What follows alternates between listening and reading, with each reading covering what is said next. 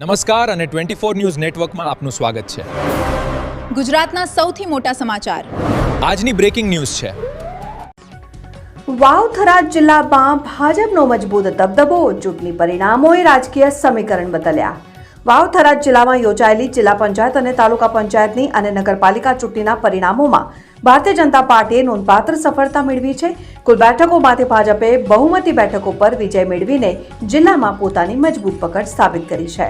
મતગણતરી દરમિયાન ભાજપના ઉમેદવારો શરૂઆતથી જ આગળ રહ્યા હતા। અનેક બેઠકો પર પ્રારંભિક રાઉન્ડથી જ લીડ જાળવી રાખીને અંતિમ પરિણામ સુધી જીતનો દોર ચાલુ રાખ્યો હતો। પરિણામે જિલ્લામાં ભાજપે સ્પષ્ટ બહુમતી સાથે રાજકીય સ્થિતિ વધુ મજબૂત કરી છે। સ્થાનિક રાજકીય વર્તુળોમાં આ પરિણામને મહત્વપૂર્ણ માનવામાં આવી રહ્યું છે।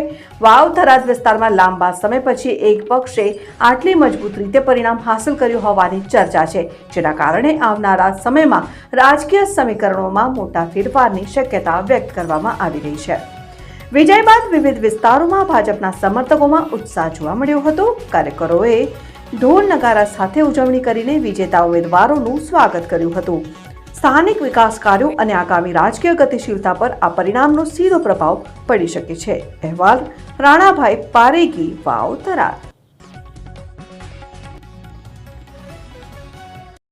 થરાદની અંદર પ્રથમ વખત આઝાદી પછી ભારતીય જનતા પાર્ટીની 28 સીટોમાંથી 19 સીટો એટલે કે બહુ સ્પષ્ટ બહુમતીથી થરાદ નગરપાલિકા બની રહી છે। એટલે થરાદના નગરવાસીઓને અને ભારતીય જનતા પાર્ટીના તમામ કાર્યકર્તાઓને ખૂબ અભિનંદન આપીશ કે પ્રથમ વખત થરાદ શહેરની અંદર સારામાં સારી બહુમતીથી નગરપાલિકા બની રહી છે।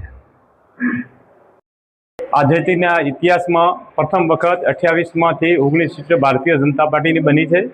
તમામ નાગરિકોએ વિકાસમાં અને શંકરભાઈ સાહેબમાં જે વિશ્વાસ મૂક્યો છે એ વિશ્વાસને સાર્થક કરવાની અમે ખાતરી આપીએ છીએ અને આનાથી પણ વધારે કામ કરી અને અમે થરાદના વિકાસમાં આગળ વધશું। નવનિયુક્ત વાવ થરાદ જિલ્લાની અંદર પ્રથમ વખત તાલુકા પંચાયત, જિલ્લા પંચાયત અને નગરપાલિકાની ચૂંટણી યોજાઈ હતી। આજે તમામ સીટોનું રિઝલ્ટ હતું। એમાં વાવ થરાદ જિલ્લાની અંદર જિલ્લા પંચાયતની સીટોમાં સંપૂર્ણ બહુમતી સાથે ભારતીય જનતા પાર્ટી 30માંથી 20 સીટો સાથે બહુમતી સાથે ભારતીય જનતા પાર્ટી જિલ્લા પંચાયત બનાવવા જઈ રહી છે। સાથે સાથે તાલુકા પંચાયતનું રિઝલ્ટ પણ ભારતીય જનતા પાર્ટીની અંદર અફેરમાં ઘણું બધું સારું આવેલું છે। થરાદમાં 24 સીટોમાંથી 23 સીટો પર ભારતીય જનતા પાર્ટી વિજય થયેલી છે। રાહ તાલુકાની અંદર 16માંથી 12 સીટો ઉપર ભારતીય જનતા પાર્ટી વિજય થયેલી છે। ધરણીધરમાં 16માંથી 12 સીટો ઉપર ભારતીય જનતા પાર્ટીના ઉમેદવારો વિજય થયેલા છે। સુઈગામમાં 16માંથી 9 સીટ ઉપર ભારતીય જનતા પાર્ટી વિજય થયેલી છે। બાભરની અંદર 18માંથી 10 સીટો ઉપર ભારતીય જનતા પાર્ટી વિજય થયેલી છે અને વાવની અંદર 16માંથી 10 સીટો ઉપર ભારતીય જનતા પાર્ટી વિજય થયેલી છે। આમ 6 તાલુકા પંચાયતની અંદર ભારતીય જનતા પાર્ટી સંપૂર્ણ બહુમતી સાથે તાલુકા પંચાયત બનાવવા જઈ રહી છે। સાથે સાથે દિયોદરમાં 22માંથી 10 અને લાખણીમાં 22માંથી 8 સીટો ભારતીય જનતા પાર્ટીની તાલુકામાં મળી આવેલી છે અને સાથે બાબર નગરપાલિકામાં સંપૂર્ણ ક્લીન ચીટ સાથે કોંગ્રેસના સુપડા સાફ કરીને 24માંથી 24 સીટો ભારતીય જનતા પાર્ટીની અને થરાદ નગરપાલિકામાં 28માંથી 19 સીટો ભારતીય જનતા પાર્ટી વિજય થયેલી છે। મિત્રો, સ્થાનિક સ્વરાજની ચૂંટણીઓ ચાલુ હતી ત્યારે પહેલે જ વ્યક્તિ હું એમ કહેતો હતો કે વાવ થરાદ જિલ્લો, તાલુકા અને જિલ્લા પંચાયત ભાજપની બનશે, એમાં કોઈ શંકાને સ્થાન નથી। મિત્રો, પરિણામ આજે આવ્યા તમે બધાએ જોયું કે ભાભર અને થરાદ બંને નગરપાલિકાઓ ભારતીય જનતા પાર્ટીને પ્રદાય આપી। સાથે સાથે 8 તાલુકામાંથી 6 તાલુકા ભારતીય જનતા પાર્ટીની જીત મળી અને જિલ્લા પંચાયત પણ ભારતીય જનતા પાર્ટીની 30માંથી 20 બેઠક।